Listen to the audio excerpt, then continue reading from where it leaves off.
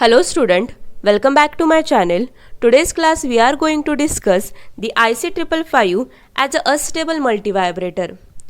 Last video lecture we studied about the internal structure of IC555 with its pin working. There are total 8 pin.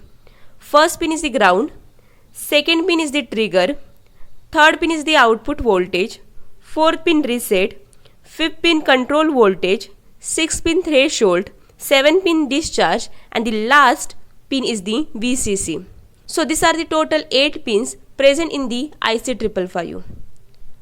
Also we discuss the working of each block in the IC555. So in today's video lecture we are going to see the construction and working of the unstable multivibrator using IC555. You know that the unstable multivibrator is also known as a free running multivibrator, because without applying any input it changes its state continuously. That means we guys are not providing any external trigger input to the unstable multivibrator, still it changes state continuously and gives us an output as a square wave. Therefore the unstable multivibrator is called as a free running multivibrator. अभी ये कैसे work करता है और इसका construction हम लोगों ने कैसे किया है यूजिंग IC555 वो हम आज के वीडियो लेक्चर में स्टडी करते हैं. So let's start with the construction. So जब हमें IC555 को अनस्टेबल मोड में वर्क कराना है तब हमें 3 एक्सटर्नल कंपोनेंट की ज़रूरत पड़ती है. There is a requirement of 2 external resistance and 1 capacitor. The resistance are denoted by RA and RB and 1 capacitor denoted by C. In a unstable multivibrator, pin number 6 and pin number 2 get shorted with each other. The RA is connected in between pin number 7 and pin number 8. That is pin number 8 is the VCC and pin number 7 is the discharge. तो RA किनके बीच में connect हुआ है? Pin number 8 and pin number 7 के बीच में connect हुआ है. RB is connected in between pin number 7 and pin number 6. If you observe, and pin number 6 and pin number 2 एक दूसरे के साथ कनेक्ट हुए हैं. And one of the terminal of the capacitor is connected to the pin number 6 and the another terminal of the capacitor is connected to the ground. First pin को connect हुआ है मतलब ग्राउंड को connect हुआ है. तो unstable mode में आपको बिहेव कराना है IC555 को, तो ये सिंपल सा कंस्ट्रक्शन आपको करना पड़ेगा. Now let's come to the working of unstable multivibrator. So here initially we consider the output of the RS flip-flop as a 0. When we consider the output of the RS flip-flop as a 0, it means Q is equal to 0. Q 0 हम लोगों ने consider किया है, so always the output of the IC555 is taken out from Q complement. तो Q is equal to 0 है तो Q complement क्या हो गया बच्चों? तो Q complement it's come out to be 1. तो Q कॉम्प्लीमेंट क्या हो जाएगा? 1. तो initially we consider your output voltage is 1. सो V आउट क्या है? तो 1 है, क्योंकि हम लोगों ने Q की वैल्यू इनिशियली क्या सपोज की है? तो 0 कंसिडर की है. तो आउटपुट वोल्टेज हमारा क्या आ जाएगा? तो आउटपुट वोल्टेज 1 आ जाएगा. सो आउटपुट वोल्टेज यहाँ पे वेव फॉर्म पे देख सकते हो आप लोग. तो आउटपुट क्या हो चुका है? तो आउटपुट 1 हो चुका है.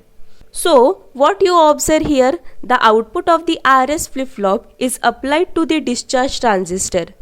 This is the NPN transistor. ये कौन सा ट्रांजिस्टर है? तो NPN ट्रांजिस्टर है.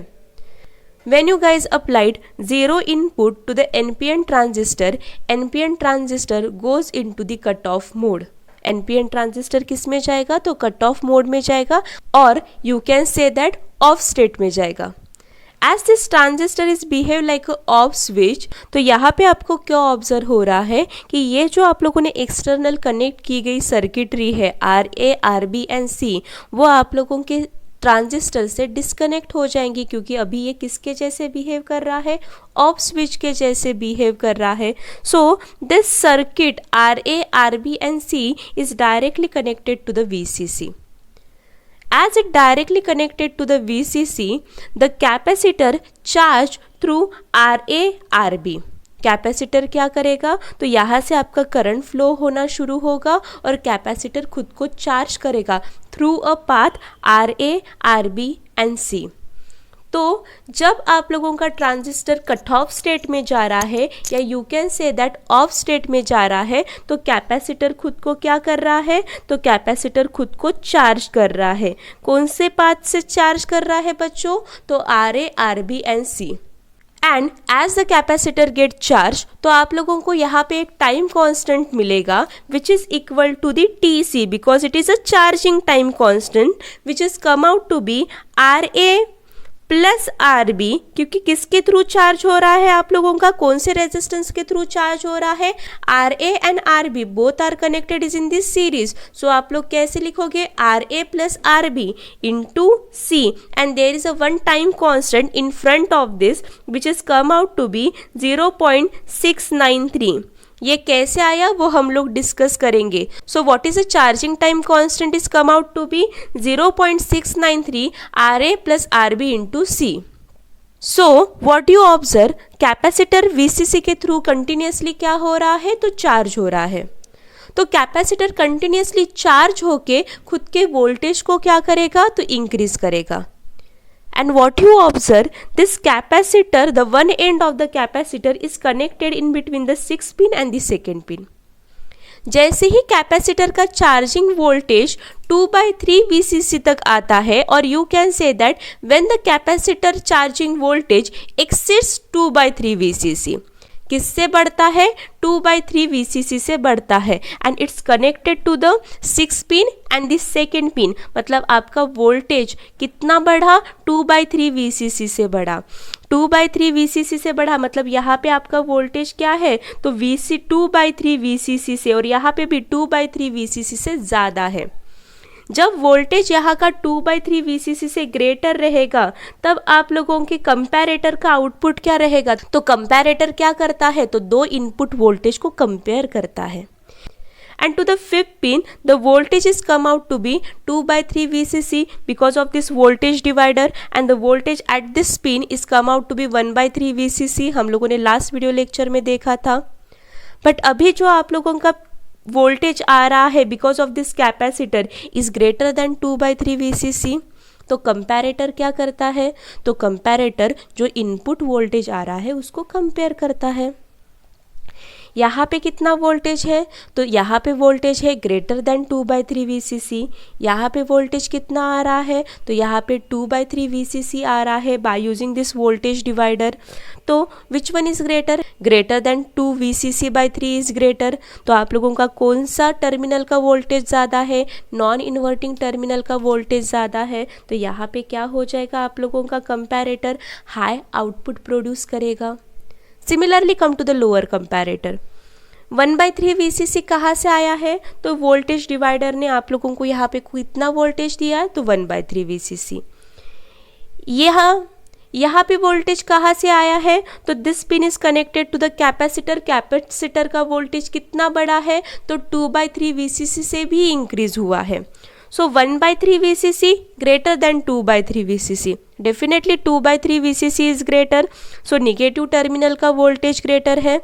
जब इन्वर्टिंग टर्मिनल का वोल्टेज ग्रेटर रहता है तो आपका आउटपुट क्या आता है, so your output is come out to be 0। So what observe here, S is equal to 1, R is equal to 0। मतलब फ्लिप फ्लॉप क्या हो गया, फ्लिप फ्लॉप सेट हुआ। फ्लिप फ्लॉप सेट हुआ इट मीन्स Q की value क्या होगी, Q is equal to 1। Now the output of the flip flop get changes from 0 to कहाँ पे चेंज हो गया बच्चों, तो 0 से 1 पे चला गया। जैसे ही फ्लिप फ्लॉप ने अपना आउटपुट चेंज किया तो क्यों चेंज हुआ, तो डेफिनेटली कॉम्प्लीमेंट साइड में भी चेंजेस आएंगे। तो 1 से वो कहाँ पे चला जाएगा, तो 0 पे चला जाएगा। तो 1 से वो कहाँ पे चला गया है बच्चों, 0 में चला गया है। So it's automatically come back from 1 state to 0 state. जब आप लोगों का वो 1 स्टेट में था तो वो चार्ज हो रहा था। तो see this, initially the voltage of the capacitor get increases up to what, कहाँ तक इंक्रीज हुआ, 2/3 VCC तक इंक्रीज हुआ। जैसे ही 2/3 VCC से और वोल्टेज इंक्रीज हुआ तो आपके जो RS फ्लिप फ्लॉप है उसने स्टेट को क्या कर दिया, रिवर्स कर दिया, चेंज कर दिया। मतलब 1 से वो कहाँ पे चला गया, 0 पे चला गया। ओके, आउटपुट कहाँ से कहाँ चला गया, 1 से 0 पे चला गया, और Q कहाँ से कहाँ चला गया, 0 से 1 पे चला गया। अभी Q 0 से 1 पे चला गया तो क्या हो जाएगा, अभी क्या हुआ है, Q इज इक्वल टू 1, और आउटपुट वोल्टेज क्या हुआ है बच्चों, V out is equal to 0 हुआ है, और you can say that Q bar is equal to 0 हुआ है। जब आप लोग ट्रांजिस्टर को इनपुट एज अ 1 देते हो तो ट्रांजिस्टर किस में चला जाता है, तो transistor goes into a saturation mode, और you can say that the transistor is behave like a on switch.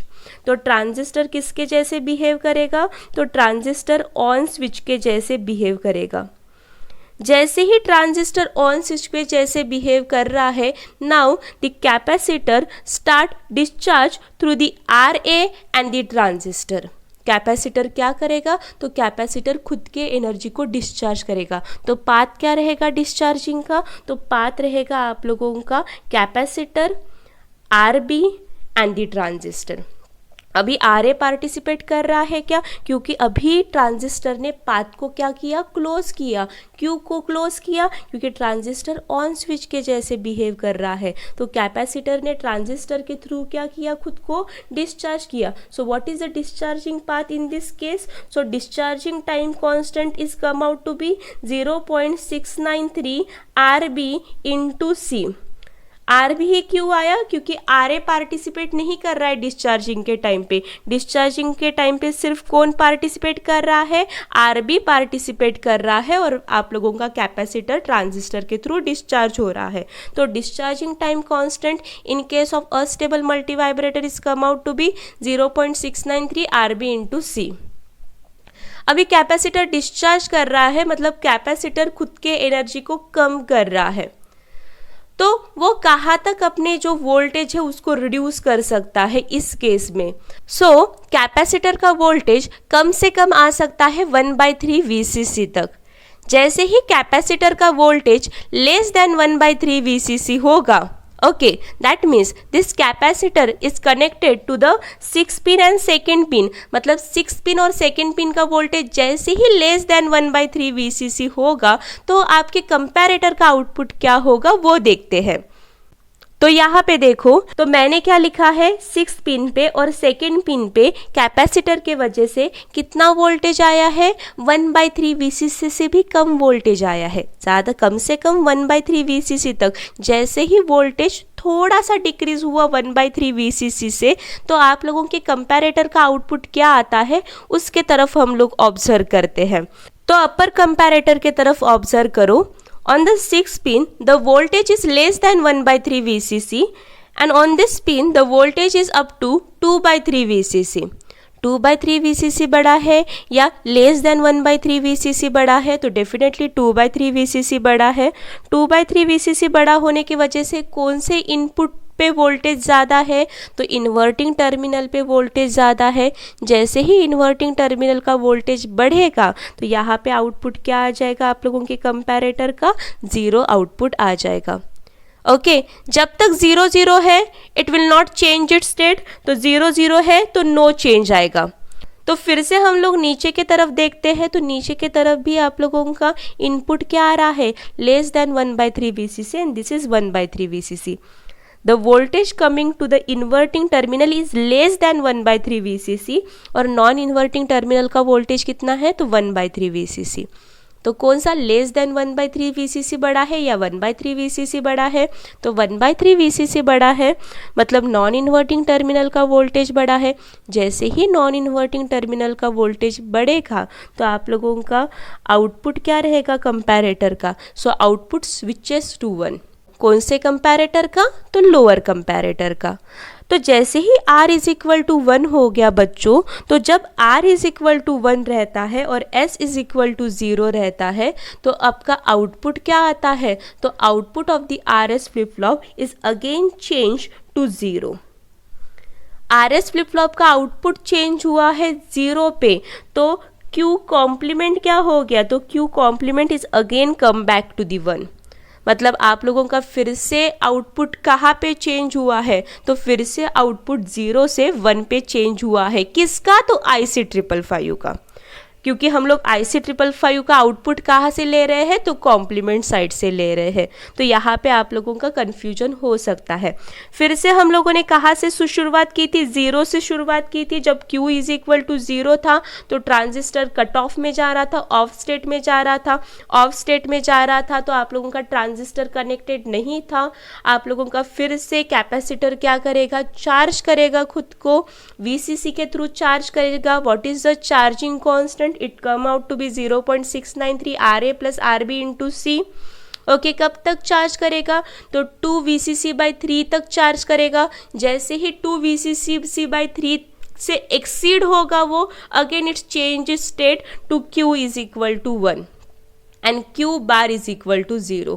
फिर से आप लोगों का ट्रांजिस्टर सैचुरेशन में चला जाएगा। जैसे ही ट्रांजिस्टर सैचुरेशन में चला जाए फिर से आप लोगों का डिस्चार्जिंग होगा। डिस्चार्जिंग कब तक होगा, तो 1/3 VCC तक। जैसे ही लेस देन 1/3 VCC तक आ गया फिर से आप लोगों का RS फ्लिप फ्लॉप खुद की स्टेट को चेंज करेगा। तो ये क्या हो रहा है, ये खुद ब खुद अपनी स्टेट को क्या कर रहा है, चेंज कर रहा है। Therefore the astable multivibrator is also called as a free running multivibrator. Hope so you guys are clear with this and clear with the working of the astable multivibrator. So ये working आप लोगों को लिखने के लिए कुछ marks मिलेंगे, साथ में ही आपको ये वेव फॉर्म भी वहाँ पे ड्रॉ करनी पड़ेंगी। अभी हम थोड़ा circuit diagram of astable multivibrator को स्टडी कर लेते हैं। Rather than drawing this internal block of astable multivibrator, आप लोग circuit diagram of astable multivibrator को भी ड्रॉ करके अस्टेबल मल्टीवाइब्रेटर का एक्सप्लेनेशन दे सकते हो। एग्जाम में आपको पूरे मार्क्स मिलेंगे। सो this is the circuit diagram of astable multivibrator. तो कनेक्शन के तरफ ध्यान दो। तो हमने ऑलरेडी डिस्कस किया है कि 3 एक्सटर्नल कंपोनेंट्स हम लोग यूज़ कर रहे हैं, RA, RB and C। Same यहाँ पे भी हम लोगों ने यूज़ किए हैं। RA is connected in between the pin number 7 and the pin number 8। The RB is connected in between the pin number 7 and pin number 6। The capacitor C is connected one of the terminal of the resistance RB and another terminal of the capacitor is connected to the ground। First pin को हम लोग ground करते हैं हमेशा। इन astable multivibrator 6 pin और second pin को short किया जाता है। एंड फॉर आवर कन्वीनियंस लोग 4 पिन को और 8 पिन को भी एक दूसरे के साथ शॉर्ट करते हैं, जिससे हमारा जो IC555 है वो रीसेट ना हो। तो यहाँ पे आप लोगों की जब 4th पिन और 8 पिन एक दूसरे के साथ कनेक्ट करते हैं तो हम लोग एक कंडीशन को अवॉइड कर देते हैं, दैट इज़ इनहिबिटिंग। हमने डिस्कस किया था सबसे पहले वीडियो लेक्चर में। Again there is a one of the important connection, that is the pin number 5 is connected with the help of one capacitor of 0.01 microfarad to the ground। क्योंकि हमें एक constant control voltage चाहिए है, that is 2/3 VCC। Because of some factor that if the voltage get changes, तो वो voltage change ना हो, इसलिए हम लोगों ने एक एक्सटर्नल कैपेसिटर कनेक्ट किया है जो वो अनवांटेड वोल्टेज को बाईपास करके ग्राउंड कर दे। So we need a one capacitor there of 0.01 microfarad. This is the simple circuit diagram of astable multivibrator. और हम लोगों ने डिस्कस किया था the charging time of the capacitor during this period. जब आप लोगों की Q की वैल्यू क्या है, तो Q बार की वैल्यू 1 है, दैट इज आउटपुट वोल्टेज की वैल्यू 1 है, तब आप लोगों का कैपेसिटर क्या हो रहा है, चार्ज हो रहा है। तो charging time constant is come out to be 0.693 RA plus RB into C। Similarly, the discharging time constant is come out to be 0.693 RB into C। ये 0.693 ये कैसे आया ये आपको समझना है तो आप मुझे कमेंट में पूछ सकते हो, मैं आप लोगों को सेपरेट वीडियो लेक्चर अवेलेबल करके दूंगी। So from this you can find out the total time. Total time क्या रहेगा, तो चार्जिंग टाइम और डिस्चार्जिंग टाइम का एडिशन रहेगा, that is nothing but the total time. इसके लिए आप लोगों को क्या मिल रहा है, चार्जिंग टाइम के लिए Q bar is equal to 1 मिल रहा है, डिस्चार्जिंग टाइम के लिए Q bar is equal to 0 मिल रहा है, that is nothing but your total time. So charging time plus discharging time, so total time is come out to be 0.693 RA plus twice RB into C। From this you can easily calculate the output frequency, which is denoted by F. So the output frequency is come out to be 1 upon T, and you already find out the value of total time. So the frequency in case of astable multivibrator is come out to be 1.44 upon RA plus twice RB. From this 1 upon 0.693 उसका ही answer क्या आता है, तो 1.44. बाकी तो denominator में जो था वो वैसे के वैसे ही है. Again there is a one important formula, that is a duty cycle. The duty cycle can be easily given by T on time, or you can say that the charging time. In this case the charging time is denoted by W upon the total time. Okay इसको ही मैं बोल सकती हूँ इस time पे हमारा capacitor क्या हो रहा है, चार्ज हो रहा है, तो मैंने W को ही क्या लिखा गया है, TC, that is charging time upon total time. What is your charging time? Charging time is 0.693 RA plus RB into C. So मैंने वो वैल्यू पुट की है. टोटल टाइम की वैल्यू कितनी है, तो 0.693 RA plus twice RB into C. So this cancel out, CC get cancel out. So duty cycle is come out to be, which is denoted by D, is RA plus RB upon RA plus twice RB. Percentage of duty cycle find out करना है, तो multiplied by क्या करोगे, तो 100 से multiply कर दोगे. So this is some important formula जो हमें आगे जाके यूज होने वाले हैं for the numerical point of view. Hope so you clear with this formula as well as the explanation of astable multivibrator. Any doubt related to this you can comment me below. Thanks for watching this video.